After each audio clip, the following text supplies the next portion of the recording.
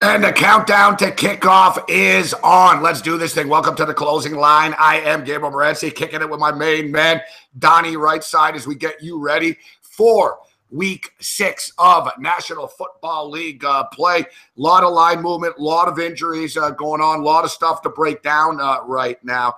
We'll see. Listen, the college football card this weekend produced a ton of upsets. And actually, we've got a college football game on the board, I believe, at 1 o'clock Eastern. So we'll squeeze that in to the closing line as well. Donnie Rightside steps up and in. What's going on, Donnie? Hey, not too bad, Gabe. Looking forward to it today. The pressure's off for me this week, Gabe. Thursday night, got the Eagles out of the way. I couldn't come on the camera because I would have, made a mockery of myself, maybe even lost my job. But everything prevailed there, despite the referees, despite everything. Today, clean slate. I can watch a lot of football, not as much pressure. But as we know, maybe there's a little bit more pressure on giving out some winners today and actually winning some money for us today, Gabe. I got to tell you, man, I had money on the Carolina Panthers the other night, but I also had the over. Okay, so I cashed the over, so I enjoyed the game. But I don't know if you saw your man, Big Man on Campus. Big Man on Campus was with us on a betcast. And you know me, Donnie. I don't need to be egged on and more stressed out. So I'm getting pissed off. Have you ever watched the game with this guy in person before? Yes, Big Man on Campus, this motherfucker sweats out every fucking play, doesn't he, man? Every play. That's the way it is. The good part about it, too, Gabe, is when you take a little bit of a break, the best part about it is Jeff would get away from the camera and stand in front of his TV. So the camera was still on with the mics on, but you could just hear him yelling every single play out there. Just made for a good show, man. I like it. I like it a lot. Yeah, so, you got your business out of the way, and my Buffalo Bills don't play this week. See that? There's nothing personal going on. I got to tell you. All right, let's jump right in right now because I just hit refresh. Boom! I see Baltimore Ravens now -5, Donnie. Yeah, what is convincing people to be running to their computers right now and going, you know what? I really need to take Mitch Trubisky in his first road start against his Baltimore Raven defense. I'm seeing 5s on the board right now.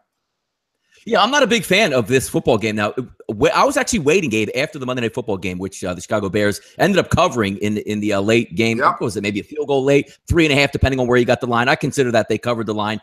Trubisky going on the road, going against a good defense, going in an environment where Baltimore plays well at home. But always the added thing is people remind you Baltimore plays well at home, but Baltimore doesn't cover spreads. If you're asking Baltimore to win a game at home, they're a pretty good bet. But covering anything outside of, a field goal or even up to a touchdown, which this line was touching, not a good wager.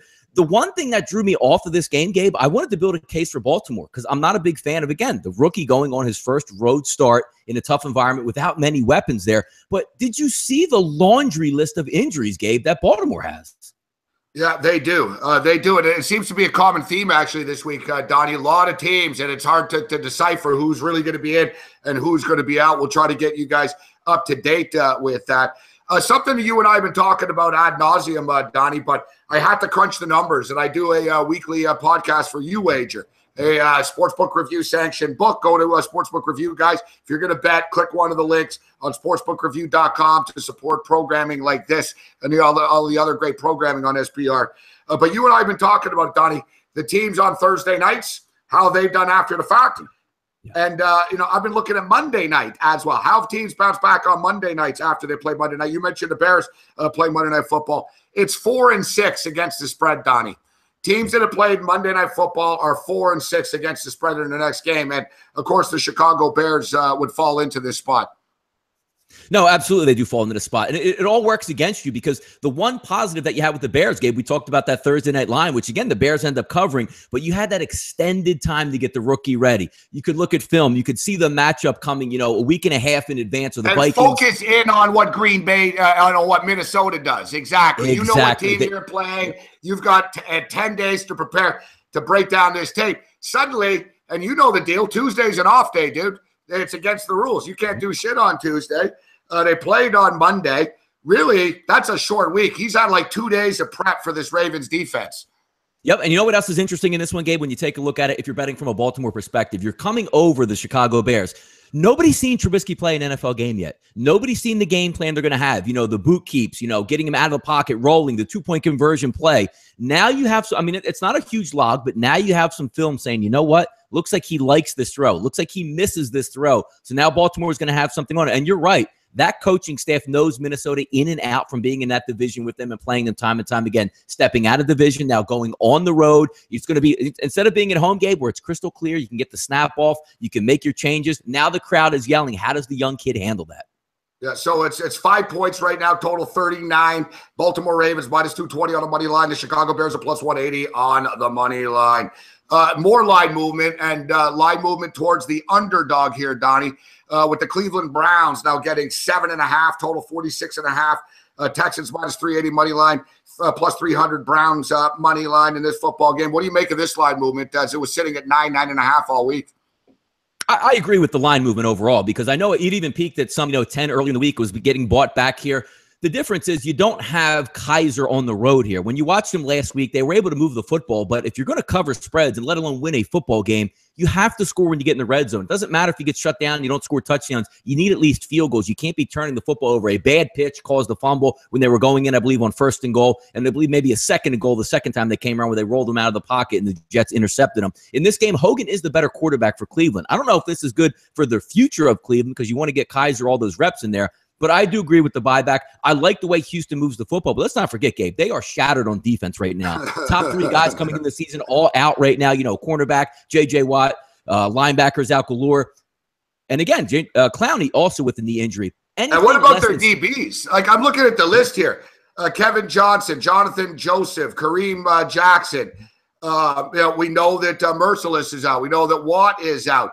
Like, that's what I'm saying. There's so many injuries. I don't know what to make of this. How many of these guys are? They literally have like 12 guys on the list here. Burley, Clowney, Cole, Foreman, Kyle Fuller on guard defense. Ben Heaney, Kareem Jackson, Kevin Johnson, Jonathan Joseph. All essentially game-time decisions. It's insane. Yeah, no, they're getting a couple of the defensive backs back in this football game. But the problem with Cleveland, to me, when you watch them play, it's not so much that they can't move the football or they're completely inept. Their defense hasn't played that well, but they are getting Jamie Collins back, I believe, today, and a couple other players also. But when we look from the offensive side of the ball, they should be able to run it. Crowell's decent, Duke Johnson out of the backfield. And Hogan is, he's not a statue back there. He's going to be able to get outside the pocket. It's on turf. It'll be a little bit faster game. I think there's going to be some points scored in this football game. I don't know about backing an overall side because, again, you can have all your sharp money you want on the Cleveland Browns. It hasn't worked out very well in the past. You're asking to go down there, play a really red-hot offense and stay in this football game. The one thing I can see in this game, Gabe, I would be shocked if Houston didn't end up around that 28 to 31-point range, and I think that's going to go over the total here in this one. It's interesting that you bring this up. I had Paul Bovey on, and I got a lot of respect for Paul Bovey. Bovey gave me the over in this football game earlier in the week, actually, as well. The one thing, and I don't understand it, and as you stated, there's obviously some sharp money that's coming on the Cleveland Browns in this football game, but I don't know if the word sharp money and the Cleveland Browns can ever be synonymous, Donnie. No, it's not. Yeah, it's not like really, Gabe. It's not. Yeah. No, and the thing is, like you and I talked about it. Well, how the hell can the Cleveland Browns be favored on the road when they're 1-19 in their last 20 road games? They lose. How can they ever be favored at home? They lose. The bottom line is people can talk about spots and this and injuries and that. The Cleveland Browns have won one fucking football game since Hugh Jackson's been the coach there. All right, so what are they now? 0-5 plus the 15. So he's 1-20 right now. He's 1-20 straight up. And it's not as if though they're an ATM at the ATS window. They're 1-4 against the spread this year. They've covered one fucking game. No, it doesn't. It doesn't work. Cleveland, sharp, covering lines. The thing you want to see as this franchise is you want to start being competitive. You want to start, forget about even winning football games. They're getting 7.5, 8.5, whatever it is here. Go down there and play into the final minutes of a game where it's in a close one. It just seems like, Cleveland will hang around for a little bit and then they just get exposed late in the game. We're talking about a Jets team that went in that football game and knocked them around, favored on there. We also talked the same thing, Gabe, when they play Indianapolis. And, forget the final score in that football game. They were getting blown out for a good portion of that game. Before you can even bet on Cleveland, you want to see some strides. You want to maybe go down and see 31-28 or a tie game in the fourth quarter where maybe Houston makes a great play to beat them. I can't trust the Browns until I see something out of them. And where's the front office going? Where's the head football coach going? You don't even know who your starting quarterback is. It's a mess down there, Gabe. Yeah, and you look at the Houston Texans, one thing, did they call off the dogs against the Tennessee Titans a couple of weeks ago? They hung 57 up on the board. Deshaun Watson is that damn good. This Cleveland, I get it. They have a ton of injuries. I'll put it this way. I would rather, if I'm Houston, I'd rather have the injuries on the defensive side of the football than the offensive side of the football. I believe my I'm playing the Cleveland Browns. I'm not losing sleep over the Browns beating me overly. Britt's out as well, we should bring up. But, conversely, does Cleveland have anybody that's going to be fucking come close to stopping DeAndre Hopkins? No. No, and Gabe, the good part. And what about Will Fuller as well? Do they have anybody? I mean, I think Watson's going to be able to put a quick 21, 28 up, and then I think they'll be able to coast from there. I really do. I think, call me a square, man. I don't care. I'd rather be called a square and be on Houston than be called a sharp and take a fucking team that's 1-20 in their last 21 games and 1-4 against the spread this year. I think Houston rolls them. No, I mean, we brought 2 weeks up on the show, Gabe. The one major point that we brought with Houston, say, watch out here. Now, Will Fuller comes back. It's not like you're just getting some scrap heap guy back and see what he does. He's got 4 touchdowns, Donnie, in 2 games. Yeah, 4 touchdowns. That's a burner. And the one thing that we've seen out of Houston, Gabe, is that little wrinkle that, I'm not a Bill O'Brien fan at all, but that little wrinkle of the read option pass where stick it in the chest, pull it back out, and he's athletic enough. Those wide receivers get down the field, the whole offense opens up. I expect points down there, Gabe. I'm not going to lie. And here's an interesting number as well as far as Bill O'Brien is concerned. I've talked about this in the past, and it might be a surprise to some people. Bill O'Brien has been a favorite 22 times in his NFL career as a head coach. Donnie, he's won the game 19 fucking times, man. 19. He's 19-3 straight up as a favorite. And you throw this in against the spread, he's 15-6-1 against the spread. Houston, historically, what have they done? They've always beaten bad teams. They've taken care of business against bad teams, and then they lose to the Patriots of the world. They lose to the Chiefs of the world. They got beat up by the Chiefs. They did cover against the Patriots. But Bill O'Brien's MO, and I'm not a big Bill O'Brien guy. I think the guy is fucking overrated. I think he thinks he's a fucking genius. Exactly. Yeah, I'm not a big Bill O'Brien guy. But with that being stated, the Houston Texans win these games. He's 19-3 straight up when listed as a favorite. And now we're getting a reasonable number here at 7.5. Like you said, what if Cleveland showed us that, I want to bet on this team? There are some teams that lose all the time, but you're like, man, they hang around like the Chargers. There you go. Yep, you know what I mean? Exactly. The Chargers lose every week, but you're like, fuck. They're in the game, man. They could have won. They missed the kick. They could have this. You can't make that argument for Cleveland. It's a giant leap of faith. And I'm interested to see, too, because the so-called sharps will say, well, I liked it at 9.5. I don't like it at 7.5. And to be honest with you, Donnie, I don't know if there's a lick of difference between 7.5 and 9.5. I think it's just perception. No, you're right. You're right about that. Yeah, you're right. It's almost that fluffy sharp money, as I like to call it. Where it goes from 9.5 to 8.5 or 9.5 to 8, and they go, oh man, did you see that movement? It's not really that impressive because as we talk down the list, we'll get to the Green Bay Minnesota game. Exactly. That number is staying at 3. There's a reason why you haven't seen like, oh my God, all this money's coming in and the line moves 9.5 to 9 to 8 to 8.5 to, even to some points at 8. It's not that big of a move. It's window dressing, as you like to put it. Remember a couple of weeks ago, Donnie, about 3 weeks ago, the Green Bay Packers and the Cincinnati Bengals. That was real line movement. That was sharp money in which the Packers were 8.5, 9, and at kickoff it was fucking 6.5. Where the odds makers were like, holy shit, there's so much money on this shit. We got to start enticing some Green Bay money at 6.5 now to get it back. Exactly. No, you're 100% right. There's lines that you don't want to cross over, and especially in the NFL, Gabe. The MO of the NFL is so many games come down to the fourth quarter that it's a 10-point game, it's a 7-point game, it's a 3-point game. You're usually right in between that number. So, yeah, I would agree with you there. And another thing is, too, I'm hearing this, Kevin Hogan this, Kevin Hogan that. Kevin Hogan, yeah. Is it Bernie fucking Kosar in his prime? It's Kevin Hogan. Even all week, my boy Cam Stewart. I got to tell you, man, Kevin Hogan. Yeah, Kevin Hogan. I know. He's fucking great. Fuck. He's going to change everything for them. The one thing about Kevin Hogan is basically Deshaun Kaiser, but without the extra interception. You're right. He's not a Pro Bowler. He's not the number 1 overall draft pick. Look at how well he's playing. He's athletic. He's mobile. I think he makes better decisions than Kaiser. That's why I like him a little bit better. But you're right. If we're looking at this going, Hogan's a starter, I'm taking Cleveland, then you got some issues there.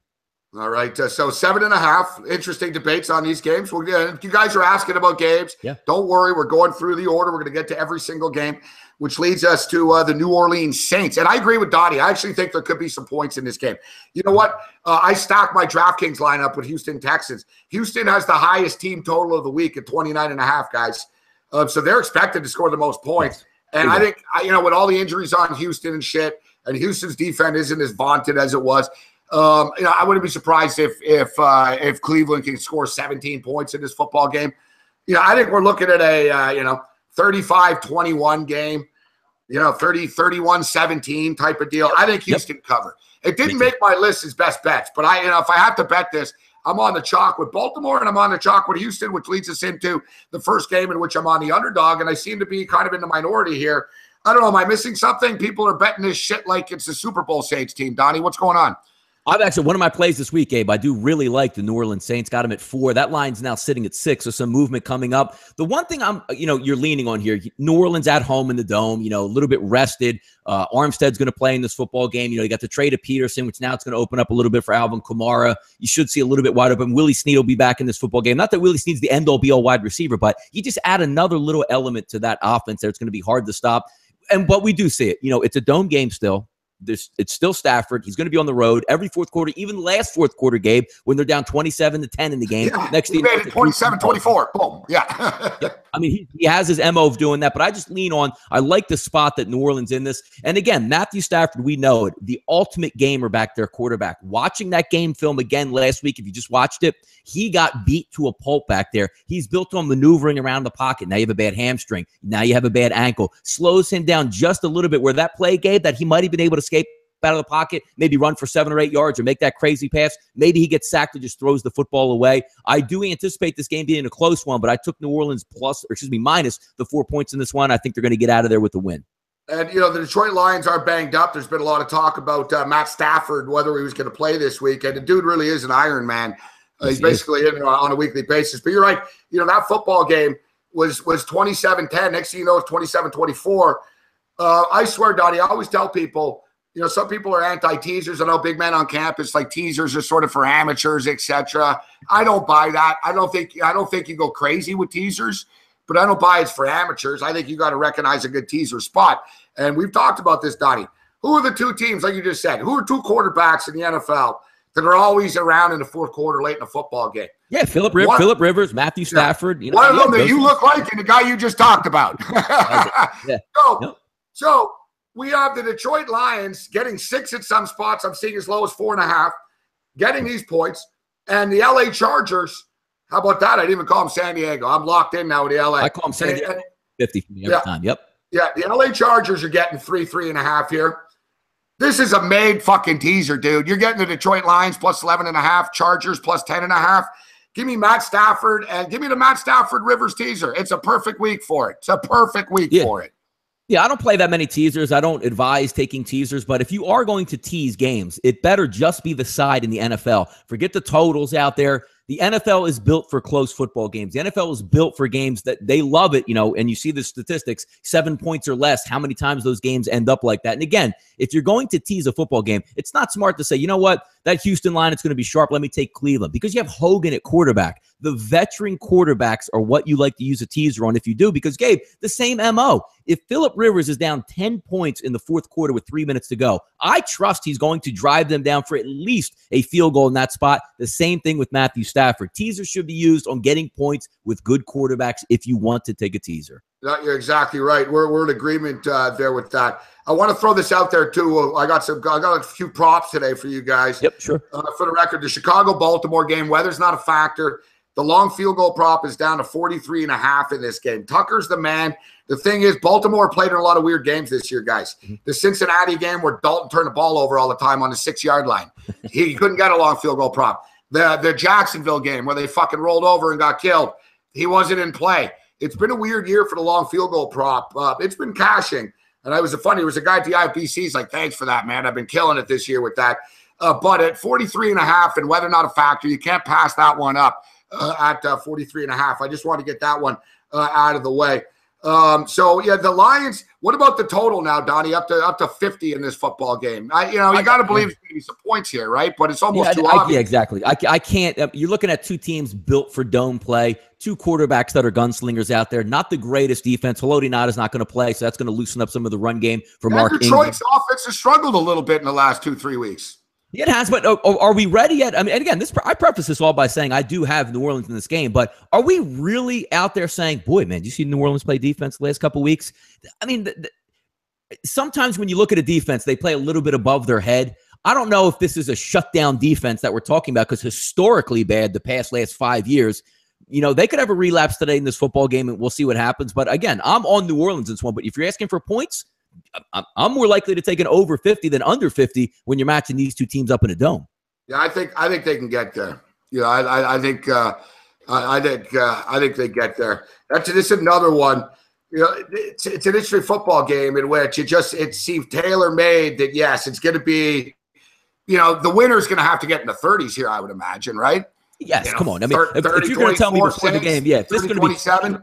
Yeah, 24-17 doesn't make sense in this game. 34-30, 34-27 to me makes a little bit more sense here. And this is the prop I wanted to get to. I'm going over long field goal in this one, guys. Will Lutz is a good kicker. We know that Prater's a fucking 50-yard monster this year, Donnie. I think he's like, 14-14, 16 in a row or something for 50-plus? No, and looking at this game too, Gabe, if you have that over prop, two great quarterbacks at the end of the half, if there's 22 seconds to go and they're on their own 31-yard line, they're going to have a shot at a 55-yarder. And two coaches who are willing to trust their kickers to do it. Correct. Shot, because you can't have a pussy coach, right? If you have a pussy coach, I don't want to give him the ball here. Whatever, man. Fucking the Lions the kick might get blocked. Yeah, come on, man. Fucking coaches they drive me crazy, man. It's the thing that I hate the most about football, especially college. Like, I'd like to punch fucking Chris Peterson in the face, the Washington Husky coach. Fucking guy fucking kicks a field goal on 4th and 2 when he's losing 13-0. Good job, fuckstick. Fuck. Anyways, that pissed me off. Yeah, I like the long field goal prop in this game, guys, as well. Prater, and like I said, it's indoors. Like Donnie stated, both these quarterbacks, there's going to be an opportunity where somebody's going to get stopped at the 32-yard line, 35-yard line. They're going to say, fuck it, kick the 52-yarder. Both coaches are aggressive. Both kickers can kick long field goals. I like that prop a lot. I've already bet it. Yeah.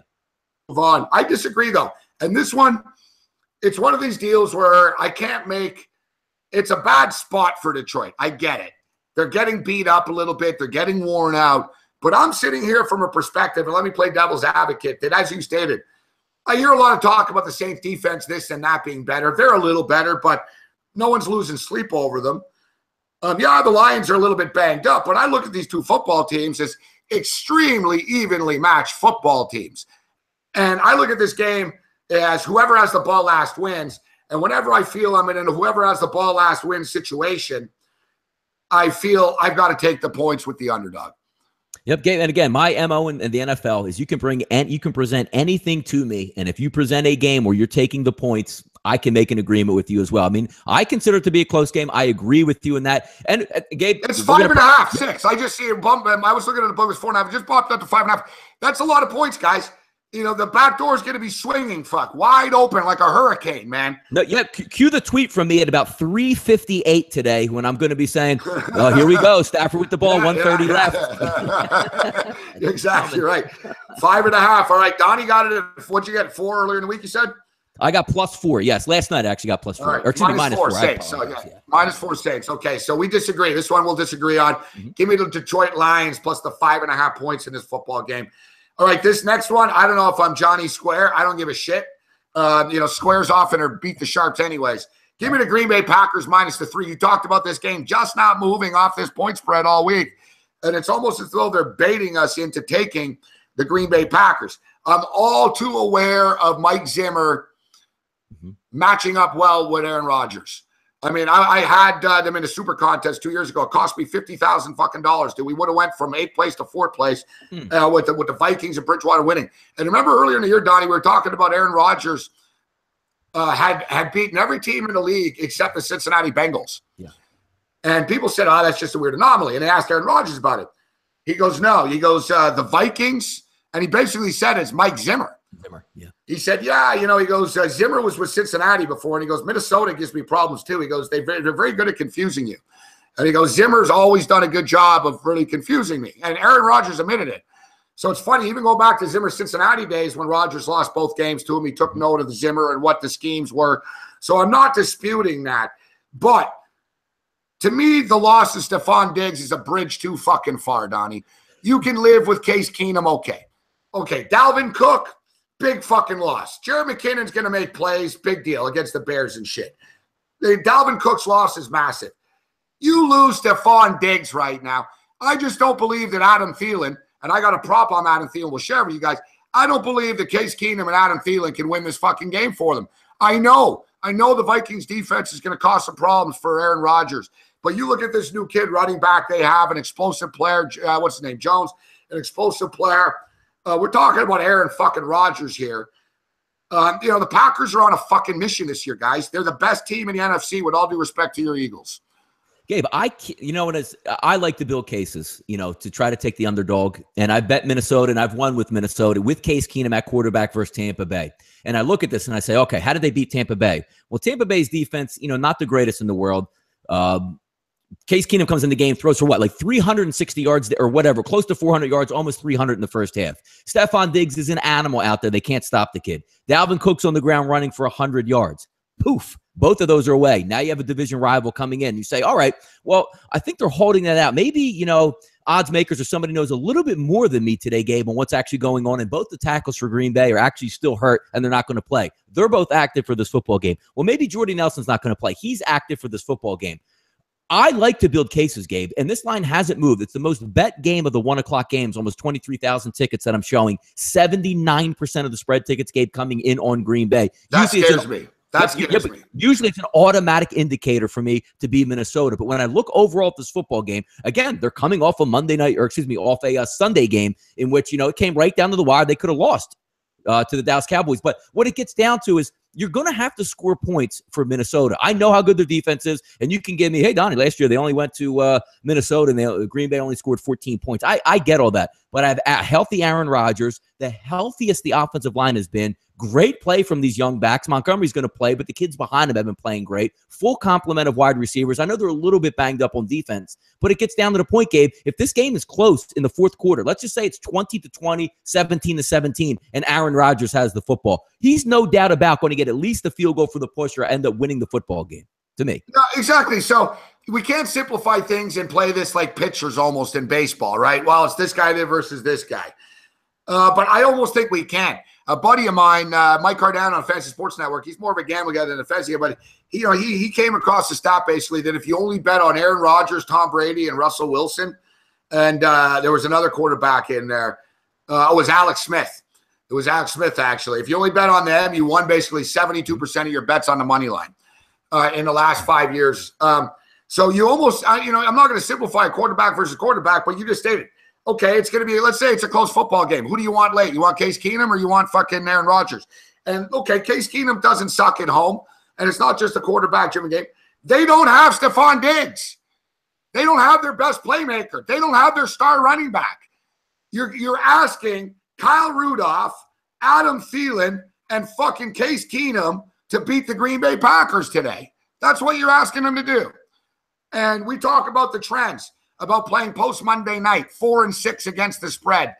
Teams that played on Monday night, the following game, they're 4-6, because remember, there was 2 Monday Nighters in week 1. That's why there's 10. Yep. So they're 4-6. That would put the Bears in a non-covering situation at Baltimore, and it would put the Vikings in a non-covering situation. And here's a little sprinkle for the trend players on top of this. Minnesota Vikings are 2-11 against the spread at home following a Monday Nighter. If against in a division game, so the Vikings historically are fucking terrible after playing on Monday nights. You got a short week. You lost your star fucking player, and now you got Aaron Rodgers and a pissed off Packer team. It seems fucking obsessed and fucking war torn on getting home field advantage throughout the playoffs.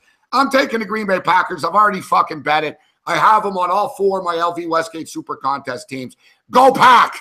Yeah, Gabe, I can't fault you on that, because if you gave me Dalvin Cook or if you gave me Stephon Diggs, give me one of those players so I can say, all right, Diggs is out there. He's going to get a big play in this ball game. But where's the big play coming from? If you're going to tell me Case Keenum is going to go out and have 9-10 play drives and win this football game, I'm going to tell you that's not going to happen. So, I mean, looking at it overall, the contrarian me says, God damn it, Donnie, you better be on the Minnesota Vikings. And that's completely why I stayed off, because when you want to build a case for a home team, fantastic defense. Nobody's getting around it. Zimmer's a genius, but you're not playing with a full deck on the opposite side for the offense here. That's what's giving me pause in this game.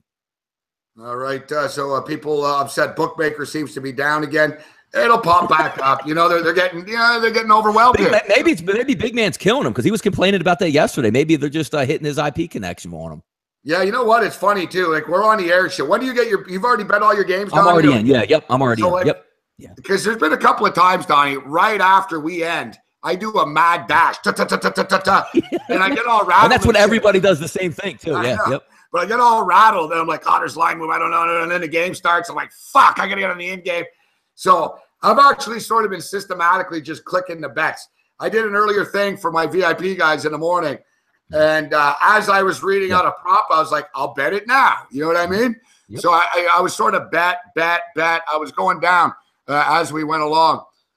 All right. The halftime show a little bit different. We fire all game long, and I got to get it back. I thought I stole one last week, Gabe, with the Cleveland. Again, look at me for yelling at the TV screen about saying you and your Cleveland bets. I get one in, they score a touchdown right away. I'm like, I got this, and of course they didn't have it. Dummy me. Yeah. No, exactly. Cleveland. I'm telling you guys, don't take the Browns today. Don't do it. You're gonna regret it. All right. This next one, 13.5. I even had a big interest in this football game, Donnie, even though I do feel it's a 44-10 style of game. 44-14. Atlanta coming off the bye. They don't have Mohamed Sanu in the lineup. I don't know, whatever. He's their number 2 wide receiver. But I think Taylor Gabriel steps up as a big fantasy game this week, actually. The Dolphins are fucking terrible. You and I were on them last week. We were watching that game, remember, Donnie? And it was fucking torture, man. We're lucky it was Matt Castle playing because otherwise – they don't beat anybody else in that league.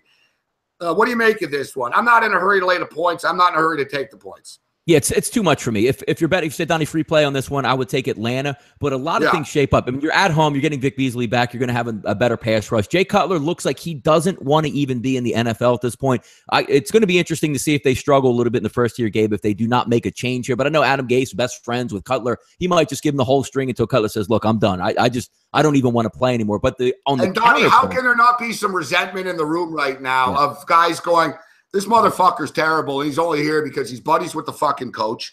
We had high expectations coming into this year. Tannehill gets hurt. Matt Moore's one of our guys. He knows the offense. But no, we got to bring this guy in who's playing some of the worst football of any recent memory. Like he's looking like Ryan Leaf out there.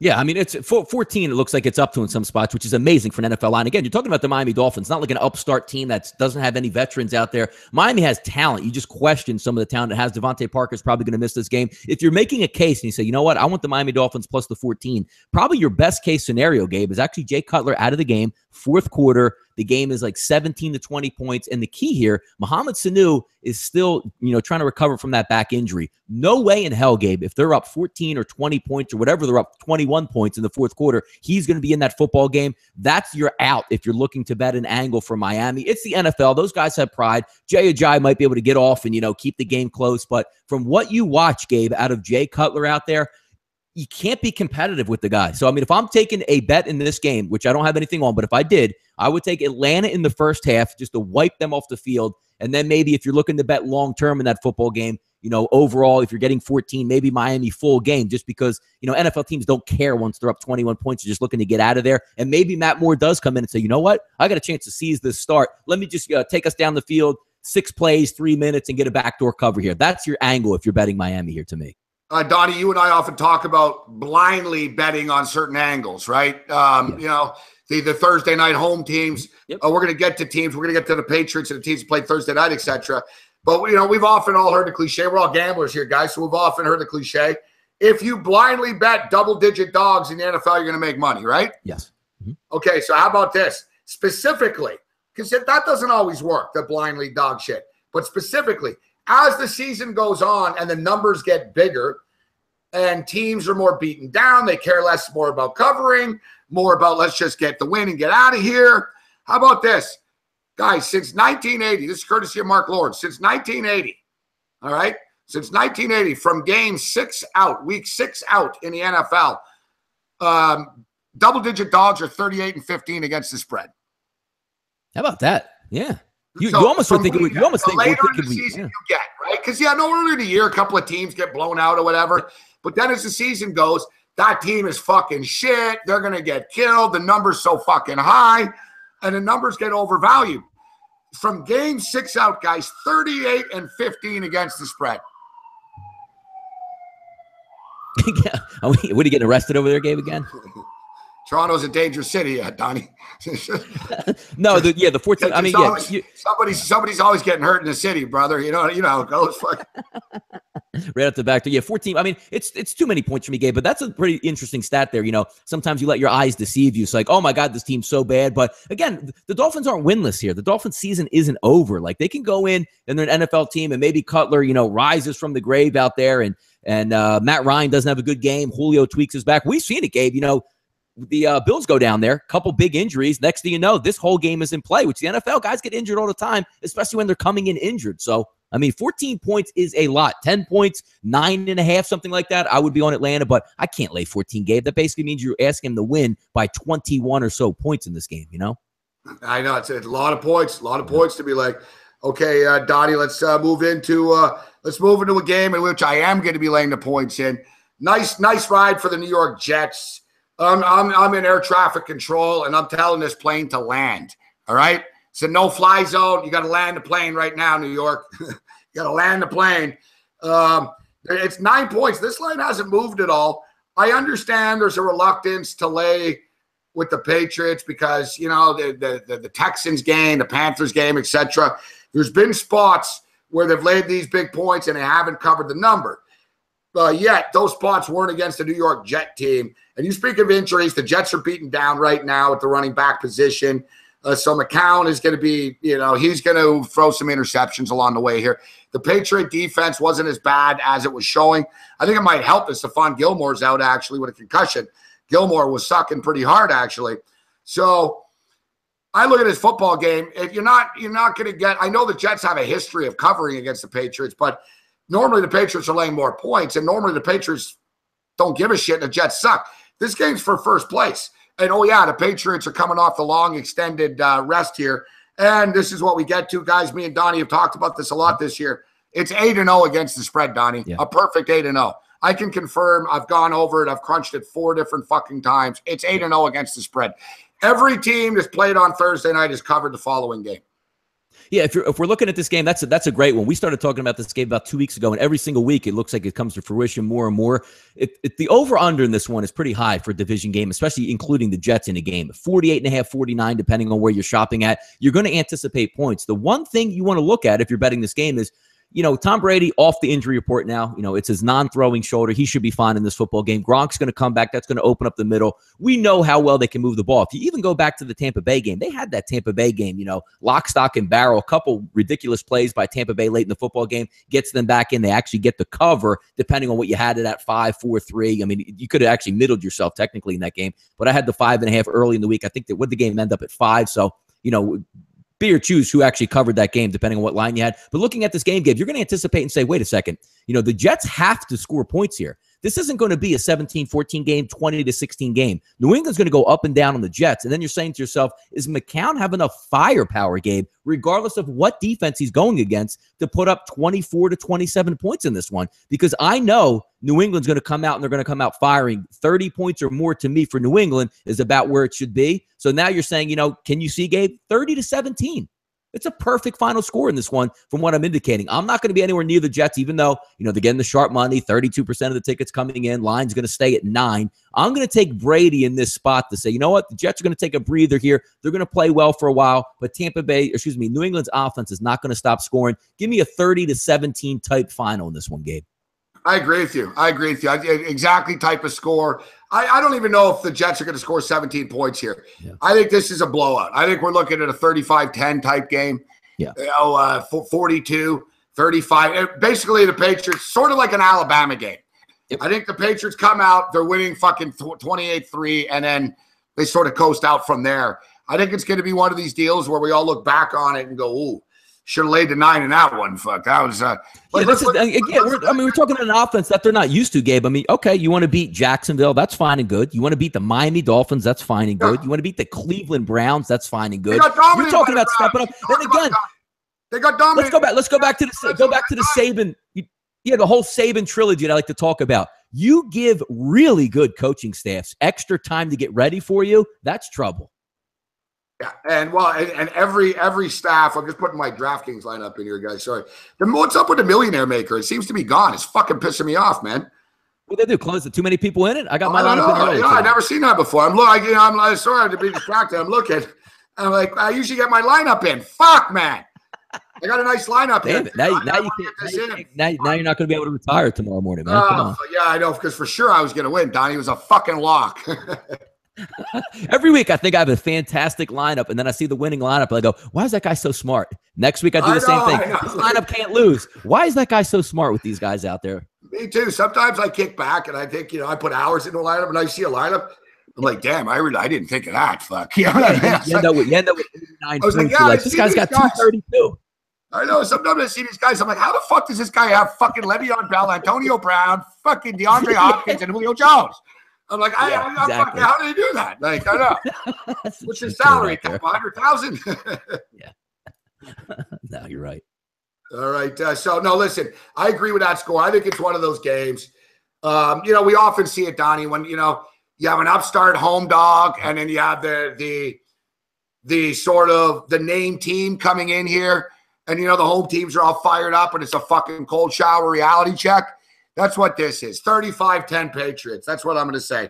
What's funny about that game, too, being in the Northeast here? Most of the Jet fans here resigned to the fact that they probably were going 1-15, 0-16. Yeah. So the Jet season ticket holders hold it. New England thinks they're going 16-0. Everybody in the Northeast is going to come down. Don't be surprised, 25,000, 30,000 Patriot fans being in the building just because nobody anticipating the Jets being worth anything this year.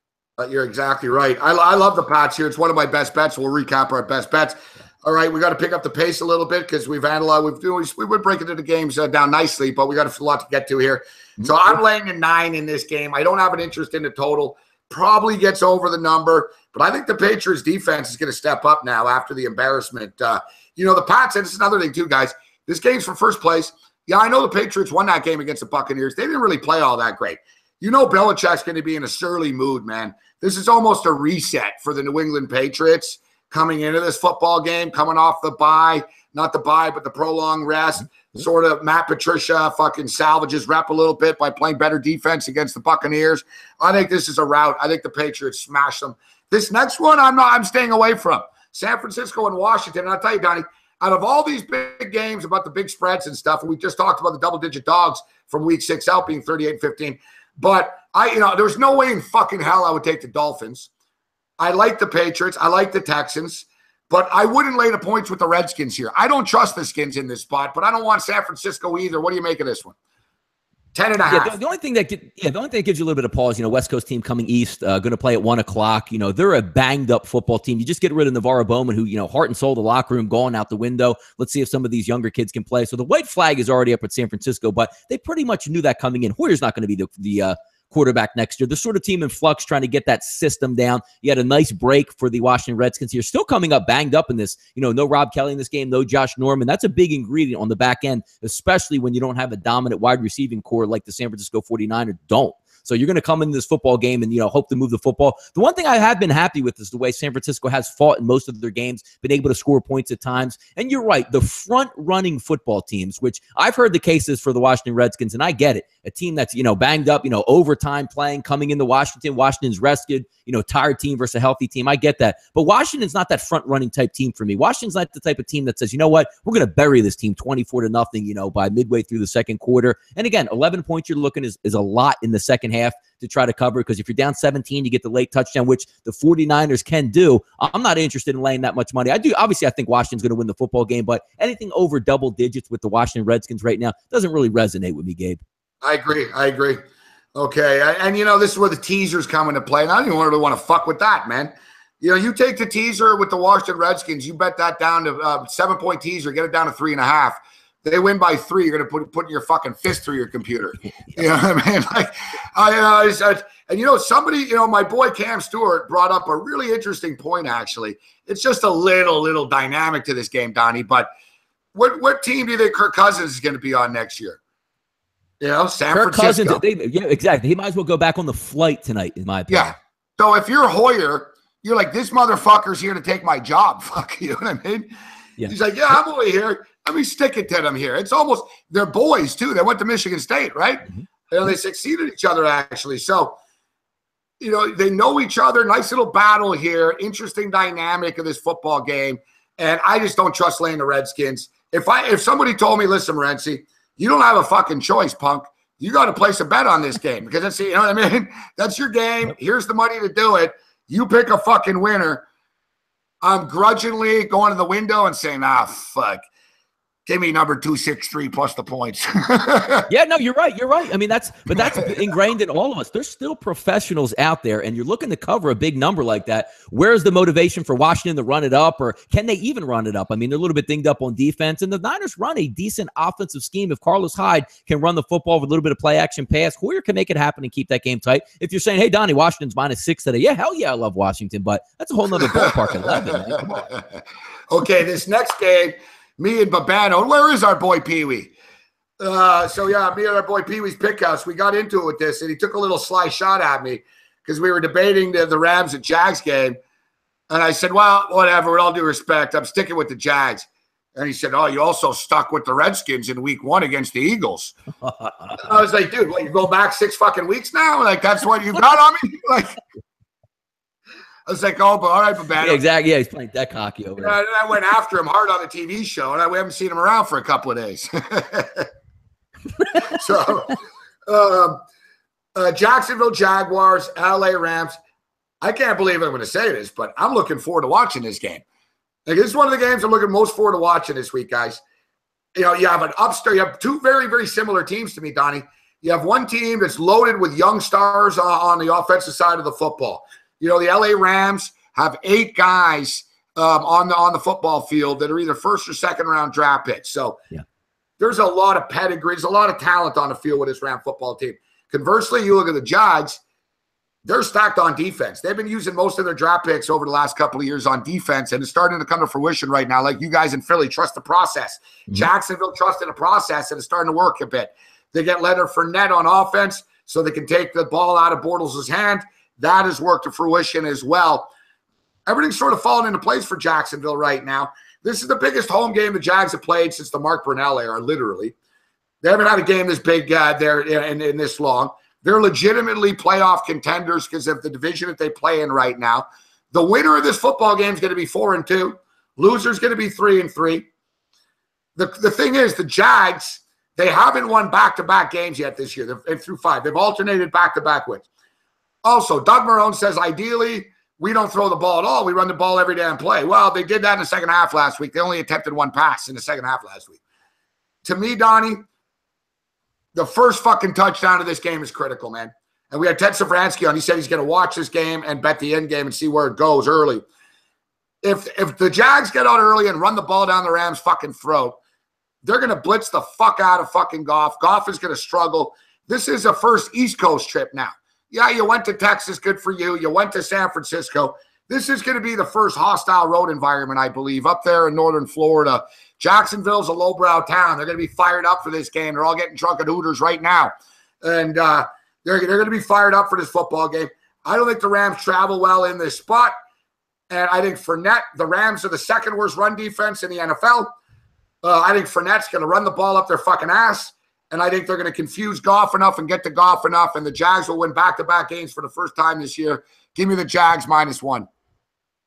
I like where you're going here, Gabe. Yeah, think about Jacksonville now being a Jaguars town. Now that the Florida Gators are pretty much mush, that whole northeastern corridor of Florida now is going to shift to the Jaguars and say, hey, we actually got a pro football team for once as opposed to just paying close attention to the Gators. If we look at this game, Gabe, the one thing I like about the Rams is their offense is very good. You've seen them beat up on bad defensive teams. Now, they stepped up in competition last week. They should have won the football game. I like to preface that by saying versus the Seattle Seahawks. But you saw as that game went on, after the scripted plays were done, after the game plan was essentially put in, Seattle Seahawks put that vice grip on Jared Goff, and he doesn't have the strongest arm. They use that against him, making turnovers, forcing him into turnovers. What's going to take place today, Gabe? Jacksonville is not the Washington Redskins on defense, the Indianapolis Colts, the 49ers, or the Dallas Cowboys. This is a really good football team that's going to put pressure on Jared Goff. And last week, I thought Jared Goff and the Rams in a close game got a little bit too pass happy. For some reason, they don't like to lean on Gurley. They don't trust Gurley. Maybe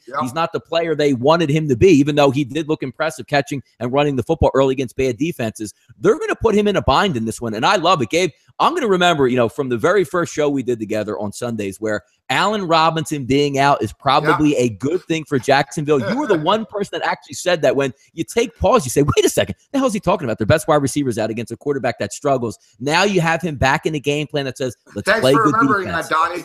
Thanks for remembering, because I remember everyone's like, oh, now they're totally, Allen Robinson. When you first said it, I'm like, what is this guy talking about? Yeah, I said, that's actually a good thing. And people are like, well, I said, now they can stop fucking around. It's one last opportunity for them to try to force the ball down the field. Give the ball to Fournette. It's one less mistake Bortles can make. It was the best thing that ever happened to them almost.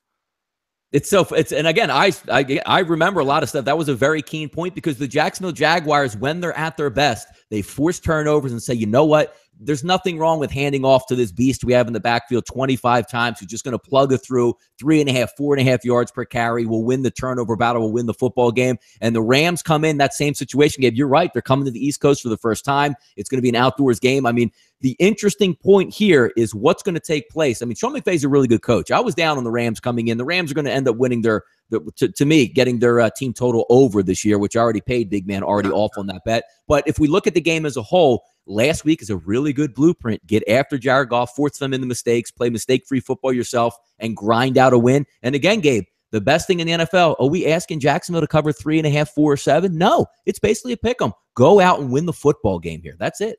And I like the fact that the money's coming in on the Rams. I'd rather not be on the side of the movement anyways. Really, I don't know. Everyone, all the Jags this, Jags that. It's a bad spot for the Rams, guys. You look at this Jaguar defense. They fucking terrorized some good quarterbacks this year. And I think they're going to be able to do it here. This is a circle the wagons coming home game. They got punched in the mouth on their home field earlier this year against Tennessee in a spot like this. I think this is the spot. And like I said, I don't trust the Rams. If you look, too, the Rams defense is not very good. So Leonard Fournette should be able to have his way with them. And then on the flip side of that, the Jags defense is very good. The only way this goes wrong is if somehow the Jags are up 14-0, then we're fucked because Bortles isn't going to be able to throw the ball and come back. But I don't think it's going to happen. All right, let's go rapid fire. We don't have to do full breakdowns of these games because me and Donnie are going to be on at halftime again, and I want to go through our best bets and give people some winners. But we talk about it, Donnie. Teams that played on Thursday night, a perfect 8-0 against the spread, puts the Patriots in that situation, puts the Tampa Bay Buccaneers in a situation. I was seeing that Patrick Peterson was game time decision or going to be out for this game, but he's in. That would have been real tough for them. Arizona, man, the only two games they fucking won were in overtime against Indianapolis and against San Francisco. I liked Arizona coming into the year, but the injuries are too much to overcome. Tampa coming off the bye week. The Bucs are a tough team to trust. I think Dirk Cutter's an idiot, and I think that Todd Monken, their OC, is a fucking moron. So it's tough for me to trust them, but this is a game I think Tampa Bay does win. And they fall in the 8-0 post-Thursday spot, ATS. Yeah, I mean, if you're contrarian, you're trying to build value for Arizona. I mean, what do you get off of them? You look at them last week playing against the Philadelphia Eagles. They didn't look like they wanted to be there. They got pummeled from the opening bell to the closing bell, 34-7 final. Now they're coming home. And again, it's hard to go against that because if you say, I'm not a big trend guy, Gabe, at all. I don't care what you did 6, 7, 8, 9 years ago. But the one trend I love in football is the rest trend. The more you can give an NFL team time off, the more you can get them ready for the next football game, get them healthy. Some of the reserves are coming back. I think TJ Ward's possibly going to play in this game. Levante David should be back for the Buccaneers. That's going to help with their depth issues. But it just goes back to the opposite side on the Arizona Cardinals.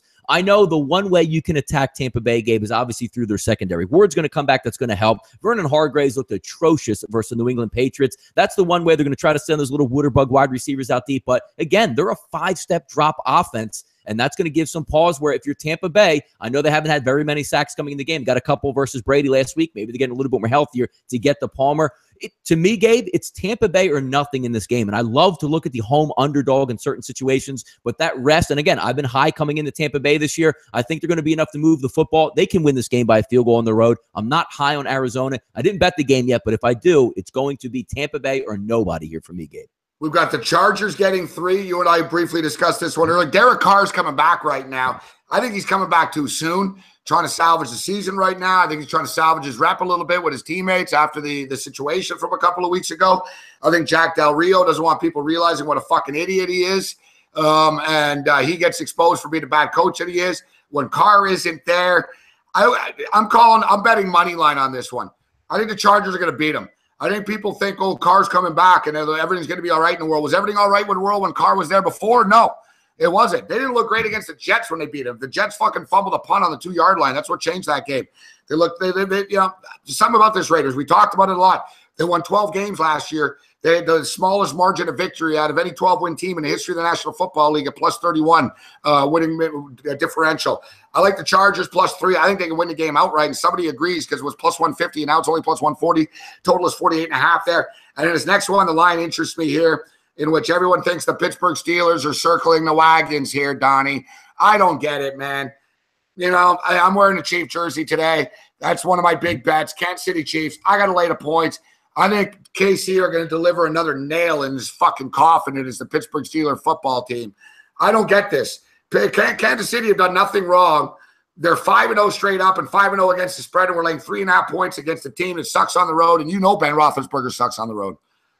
Yeah, no, getting back to the first point, Gabe, a quick cleanup on the Oakland Chargers game. Same wavelength as you, Gabe. I am as well. I mean, you look, Mike Williams, let's not forget, like, remember when Fuller comes back for Houston? Now you're going to get Mike Williams making his appearance. This isn't, again, some scrap heap guy. This is a first-round draft pick wide receiver coming back to add to the arsenal. You have 2 healthy pass rushers, Ingram and Bosa on each side. They're a healthier team coming into this game. What are you going to get out of David Carr? One hit, he's out of the football game. He can't get out. You know, he's built on mobility as well, similar to like a Matt Stafford being able to roll out and throw the ball. That's not going to happen. I agree with you in that instance. Getting back to the Pittsburgh game, Gabe, I'm on the opposite side here. I think Pittsburgh's going to get right here. Now, hear me out on this reasoning. I've bet against Kansas City, Gabe, you know, giving out plays on shows, and have lost big. I liked Houston in their spot against Kansas City. Kansas City murdered them up and down the football field. But this actually comes into a game, Gabe, where injuries, I think, are going to make a difference. Laundry list out on key players who are going to play in this football game a lot of the way. For, you know, Tyreek Hill's hamstring, is that going to hold up? Travis Kelce going over the middle. His head's not correctly right. Lost 2 more wide receivers last week. Couple guys still banged up on the offensive line. More so than not taking the better team in a great environment, which Kansas City is. And I've lost money betting against Kansas City. I just think Pittsburgh, I have them at 4 points here. I think that's going to be enough. I think it's going to be a close game in the fourth quarter. I think Pittsburgh's going to be able to put up points. But this game to me is just one team is much more healthy and bringing a decent defense into Kansas City. I think they can hang around. Not to say Pittsburgh can absolutely win this football game, which I think they have a good possibility of. But I'll take the 4 points in this close game environment to me, Gabe. Yeah, I know. I'll tell you, Donnie, I like to bet on desperate teams as well. I like teams that are in the circle the wagon mode. But I don't feel it with this Pittsburgh Steelers team. I don't know. This is a classic fucking trap situation. And I'm looking in the chat right now, and a lot of guys, the majority seem to be on the Pittsburgh Steelers here. I mean, we got a perfect team only laying 3.5. Obviously, a lot of sharp money has come in on the Pittsburgh Steelers here. But I'm not going to. You know what's funny, Gabe, about this game? Last week on the Houston game, I'm watching the game. I'm going, never again am I betting against the Chiefs. I learned my lesson. It doesn't matter. They're good. Here I am betting against the Chiefs this week. I know, and you're only getting 4 points. Hey, I'm telling you, I try to build these cases up where it's, again, week to week is so much fun in the NFL. If you would have listened to me on Monday on our show, or Tuesday with me and Jeff, I said, God damn it, Trubisky's the worst quarterback. The minute they put that line out, I'm betting Baltimore. And here I am on Sunday going, yeah, I don't like that football game so much. Amazing, man. That's awesome. That's awesome. All right, Donnie, we got a couple of minutes for kickoff. What do you got? Some best bets for us? And guys, you can join us at the half. As soon as the first game goes to the half, we pop up and we stay until the last game is off the board. So, you know, we break down every point spread, every halftime number. Me and Donnie break it down. And, man, we should be tracking this shit, Donnie. But I got to tell you, I literally think we're probably, you and I combined, we're probably like 13-4 type shit this year. We're gonna get SBR to keep that track and retweet it after the half show to see how we did on that. The one thing I do promise at the half, Gabe, I will not live in bet Cleveland. And if I do, just turn off my mic and just. All right, I'll say, all right, you're gone, Donnie. Yeah, you know what? I'll get out the guns and say, you're gone. No, but best bets for the week, Gabe. I'll make it quick here for us. I'm going to go with 2 of them here, and we're going to go both at 1 o'clock. I'm going to have the Saints at -4. If you're taking them right now and they're at 5 or 6, just for the show purposes, you got Chris out there at -5, Sportsbook. Let's just go -5.5, then I'll give the average line that it is now. Cleveland and Houston, over 46. I'll give that one as well. So we'll go 2-0, hopefully, at those 1 o'clock games. But again, we'll be back in the half to tack on some more plays as well, Gabe. All right, some early plays that I like, guys. Give me the long field goal over 43.5 in the Baltimore-Chicago Bear game. Give me the long field goal over 44.5 in the Detroit Lion-New Orleans Saint game. Give me the Green Bay Packers -3 points. Give me the New England Patriots minus the 9 points as well. And I love Adam Thielen over 5.5 receptions, guys. Adam Thielen, he's caught 5 or more in every fucking football game. He's caught 5 or more in 4, exactly 5 in all the games except 1 when he caught 9. And that was with all the talent around him. Now he's the go-to guy. He's probably going to have about 9 catches, go over the 5.5.